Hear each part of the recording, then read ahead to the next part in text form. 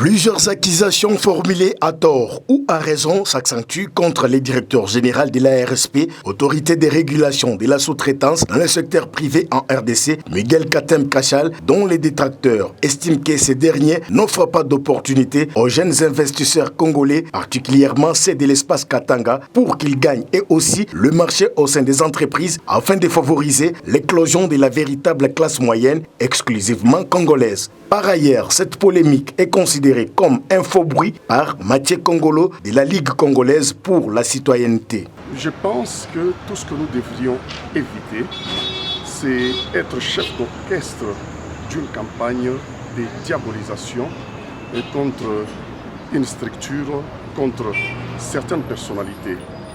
Et la question est liée à la sous-traitance, et d'où on accuse à dessein le DG de l'ARSP. Je pense que devrait en principe subir une étude minutieuse.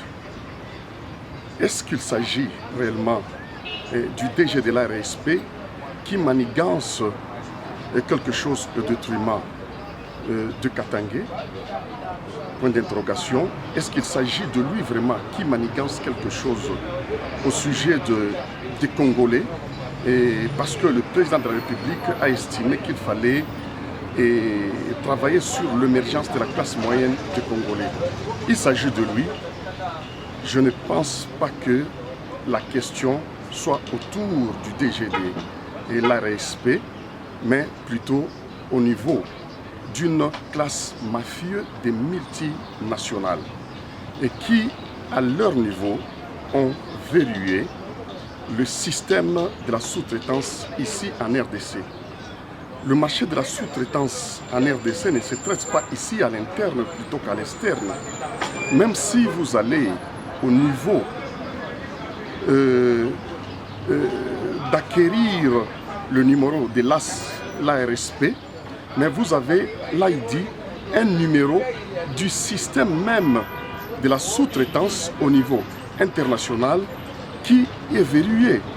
Et c'est à ce niveau-là, que les Congolais ne savent pas faire la part des choses. Moi, j'estime bien qu'il a fallu à ce que les Congolais mènent un combat pour demander la libéralisation totale de ces secteurs-là, parce que nous sommes pris en otage dans ces secteurs exactement par le multinational qui y ont verrouillé à l'interne ainsi qu'à l'externe. Dans la foulée, beaucoup reprochent à la RSP de ce qu'ils qualifient de clientélisme au détriment des ayants droit reconnus dans la loi congolaise.